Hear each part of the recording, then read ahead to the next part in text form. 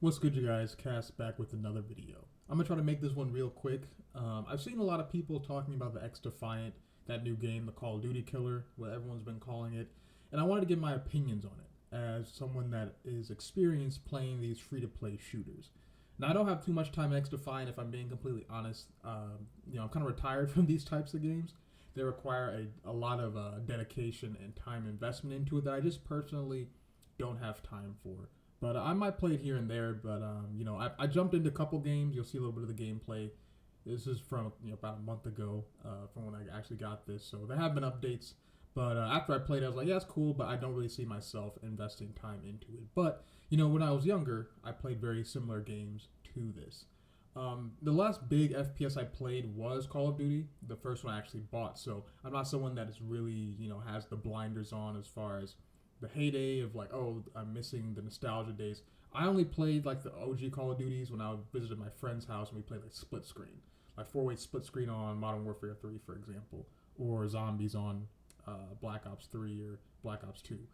But beyond that, really haven't got too much experience with the old Call of Duties. Only the ones I have experience with are the newer ones from Modern Warfare 2 and Modern Warfare 3.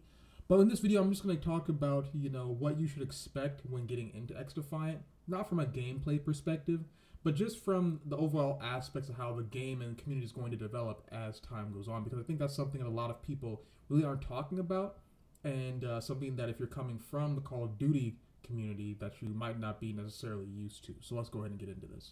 Now, the first thing you need to be aware of is that Call of Duty games are not similar to the free-to-play FPS genre. First off, if we start with XDefiant, it really isn't anything special.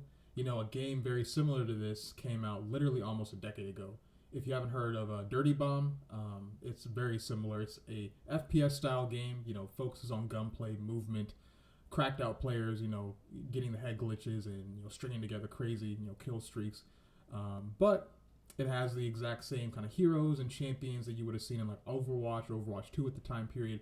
It released in like June of 2015. Show a couple screenshots here. I don't have any gameplay footage of this game, but I did play it back in the day, and it was pretty fun. You have your healer characters, your tank characters. The specialists aren't necessarily the exact same as what you see in XDefiant, but the overall like formula of a Overwatch type of game, but focusing more on gun gameplay like a Call of Duty shooter or arcade shooter, point and click shooter, is very similar across the board. I guess the one big difference is that hip firing was like just as accurate as aiming down sights, so kind of mixed in a little bit of like CSGO in there as well. As hip firing from XDefiant is pretty much not really that useful at all. But these type of free-to-play shooters have existed for years. I remember going on to YouTube and looking up top 20, top 15, top 10 Call of Duty alternatives when I was playing video games, for the first time on my first gaming PC back in 2013, 2014, because I wasn't someone that was going to go out and buy a Call of Duty or necessarily wanted to, seeing that they would always release a new game every single year. That really wasn't that appealing to me. And there was a lot of games, not just like Dirty Bomb, but there's ones that I invested time into, like Warface. There was PlanetSide 2, a little bit more like a Battlefield type of game. Black Squad I put some time into, kind of a little bit more like a CSGO type of tactical shooter. Then you have other smaller games like Combat Arms or AVA or other just free-to-play shooters that were either browser-based that eventually got you could just download them or just directly on Steam before battle passes and game engines and game launchers like Ubisoft or Steam are like really big. You could just download these web games from the website and play them normally. They had very similar setups compared to Call of Duty. Very similar like server logs as far as different rooms you could just join into, different game modes. Some had their own specialties, but they all had a little bit of something that separated them from their normal Call of Duty counterpart that was going on at the time. For Warface, it focused on the co-op gameplay. You could go in and play like special operation missions. PlanetSide 2, more of an MMO FPS type of game. Dirty Bomb, like I said, the hero shooter, kind of like Overwatch, and then so on and so forth with other games as well. But the biggest thing that's going to separate the Call of Duty games from these free-to-play FPS games is the simple fact that Call of Duty games are on a seasonal basis, as far as like a game comes out every single year. Now you have the three big studios. Each one will work on their individual game, and they'll kind of like go tic-tac-toe and then repeat that exact same order. So you get a new, fresh Call of Duty That's just slightly different from the last one, but it has enough similarities to where you know it's a Call of Duty game every single year. And this honestly benefits the sweaty player, the player that kind of just wants to hop onto a game and just dominate every single time that they play. You're going to get, for one, a much larger community base. Call of Duty is the most well-known, most renowned FPS game, so anyone that's just a casual that wants to play a shooter is going to look to Call of Duty first and foremost. If they just want to get a new console, like their first console, first gaming PC, whatever it might be, whenever they build it and they want to play FPS, they're going to get the Call of Duty that's released that year. So you're going to have a bunch of those players. It's going to be relatively easy to separate yourself from the community as a top player. I'm someone that doesn't really care about grinding out skins or, camos or unlocking all the different weapons or paying for battle passes in the modern, Call of Duty games. And if you're not really on top of that, you just kind of hop on maybe 2 hours a week and just casually play the game, then you're not going to unlock everything, even if it goes over the course of an entire year. It just the math isn't going to math for you. So the player that's going to invest to be able to grind and unlock all the camos over the course of the first 2 weeks or 3 weeks of the game being launched, unlock everything, get master prestige and max level as soon as a new season releases. They're going to be at a distinct advantage over the normal player.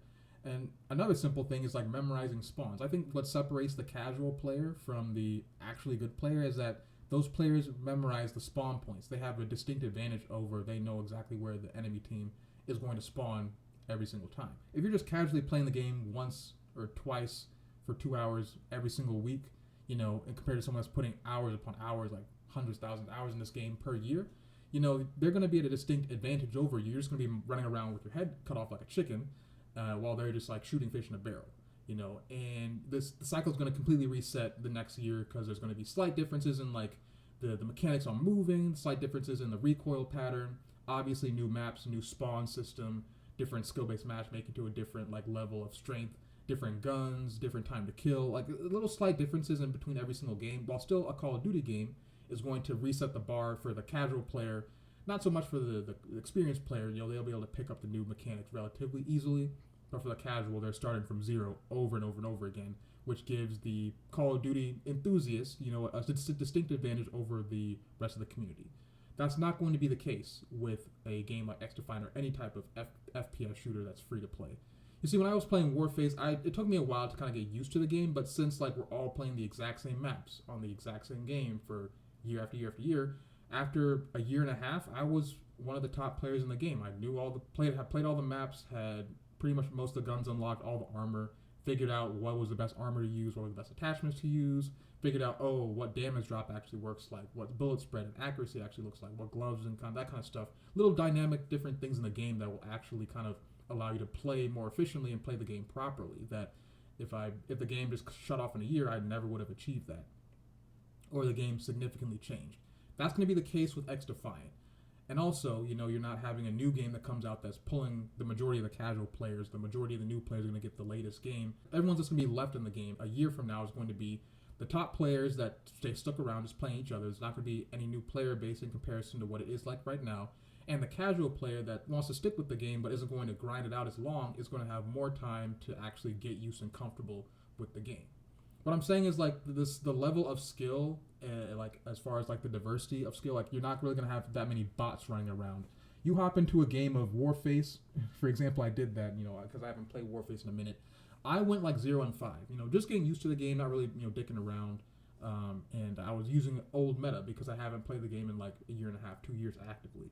I went 0-5 and they kicked me from my team in a team deathmatch in pubs because everyone in that game is super serious.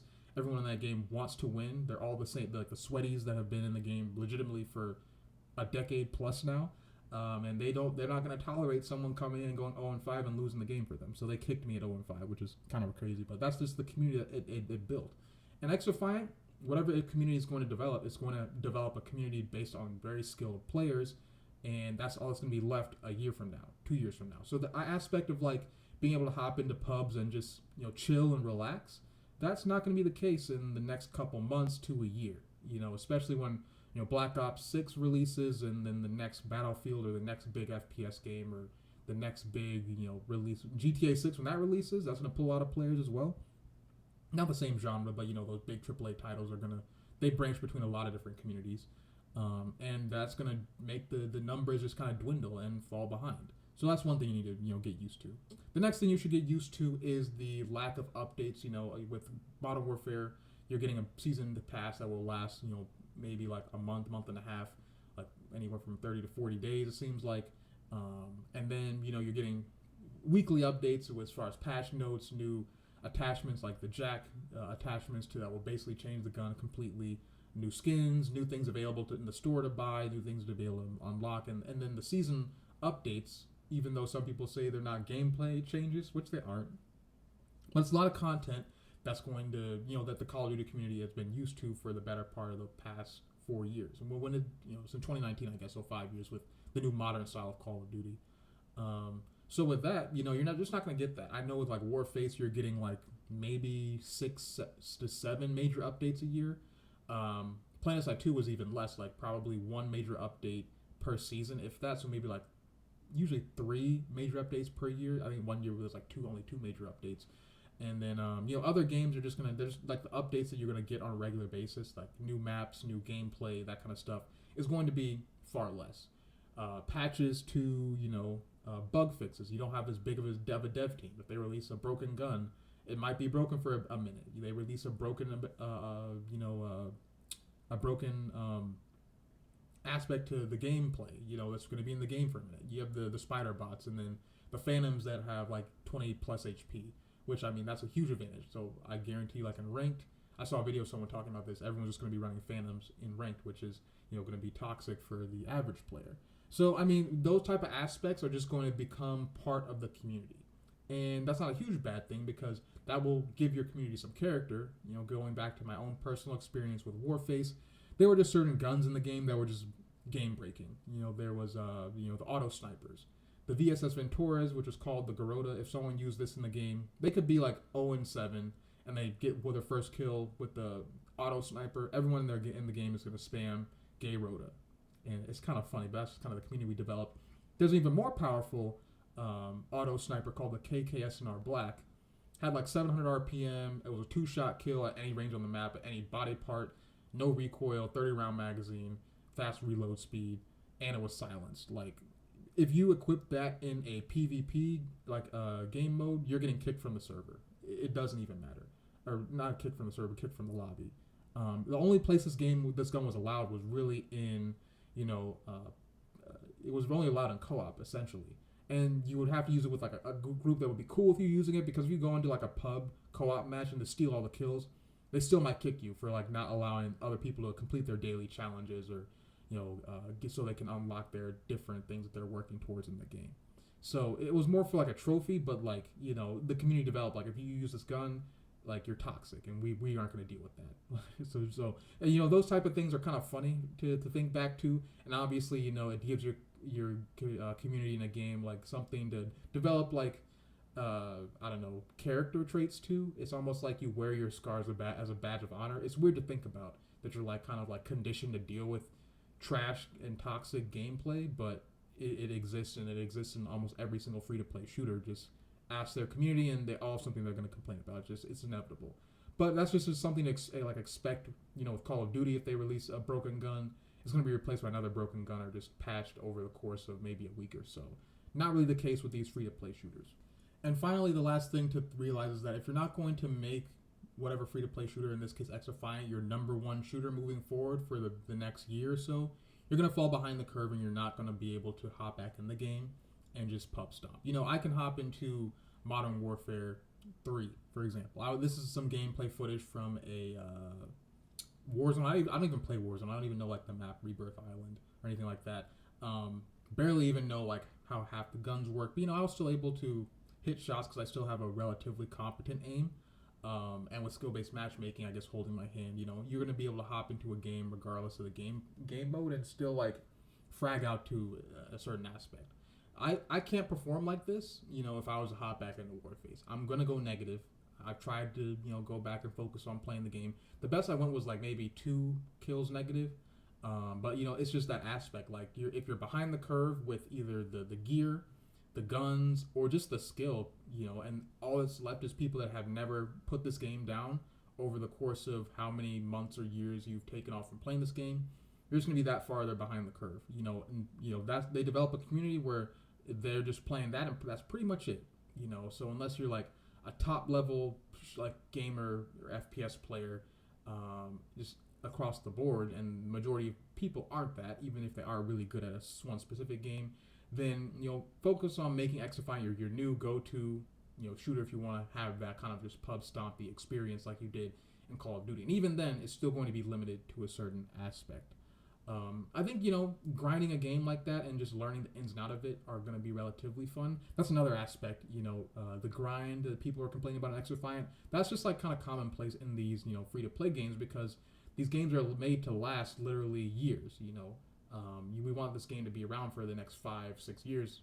For the next era of Call of Duty games. It's not just supposed to last 1 year. You're supposed to be able to complete everything in 1 week. That kind of defeats the purpose. You'd be bored for the rest of the time you play the game. One of my most favorite achievements I have in Warface is winning 1,000 storm matches, which took me probably a little over a year to complete. But by the time I got that golden eagle, I'll show what it looks like on the screen. I was pretty much one of the top storm players, pretty much on the American servers. Got to the point where I would join a storm map in pubs and people would know my name. It's partially because it's such a small community, where I would join the game and people would be like, "LOL, we just won the game because C.A.S.T joined," like literally. And that literally would happen because I had to get so good at the game, because I would play solos. I had to get so good at these storm maps that I knew them inside and out, knew the choke points, knew exactly what guns to use, knew if the other team does this, then I counter with this. If they have these many snipers, I'm going to switch to this shotgun. But I need to use a pump shotgun on this map versus a semi-auto shotgun on this map, because the spawns are relatively close, and the timing of how people kind of respawn and come back. There's a lot of different things that I just memorized with like 4 or 5, 6 different storm maps on this game to be able to. I can just carry my entire team 8v8, doesn't matter. I could like 1v8 an entire team and still basically force my team to win in storm, if not at the very least tie. And it just got to that point. My win percentage got crazy good. My KD started going relatively really high. I started off like a 0.7, 0.8 KD and raised it up to a 1.5. And this was without skill-based matchmaking, and as the game got more focused on the grindy, sweaty player that was left in the server versus when it was new. So, if I started out with that skill level, or, I could have, started possibly had a 1.7, 1.8 KD. I was averaging a 2.0 KD to raise it that high in the beginning. But yeah, those sort of aspects, they can be fun. They can be entertaining. They can kind of give you a lot of interesting experiences, especially if you join a clan or meet other people who are going to go with those same grindy experiences with you in the game. Some of my favorite memories are on those kind of grindy FPS shooters. But just realize that's going to take the majority of your time. I put most of my time into Warface, and I wasn't able to put as much time into PlanetSide as I would have liked to. But to maintain the level I wanted to maintain in Warface, it had to be done. With these kind of FPS games, you can really only maybe focus on 1 or 2 of them at a time that you're really gonna grind out effectively. At least in my experience, I'm not someone that's behind the keyboard 100% of the time. Back in the day, back in high school, I might have, I definitely put in more time. But even then, I had other things I was, interested in and focused on. But yeah, that's kind of an aspect that you just need to get used to with these games. But first and foremost, just realize that it's not going to be the same experience that you had in a Call of Duty type of game that you're used to if you're coming from that community, and just realize that a certain level of dedication and just tolerance needs to be had with these games. And in all honesty, in my opinion, I think a lot of people in the Call of Duty community are just going to go back to the Black Ops 6 when that releases, or the next release of Call of Duty, because they're using this as a placeholder, if I'm being completely honest with you. XDefiant will develop its niche community just like every other free-to-play shooter in the past, and life will go on. So yeah, hopefully that was informational for you guys. Like I said, I think XDefiant is a perfectly fine game. It has its bugs just like every other game. They'll probably make advantages and improvements as time goes on. But yeah, that's just my 2 cents on it. Will I be playing it? Probably not. I hung up my cleats. I'm retired from those days. Even if I wanted to, I just don't have the time. But that's just me. If you want to put the time into it, I highly recommend you do it. And yeah, that's all I got, guys. So hope you enjoyed, and I'll catch you in the next one.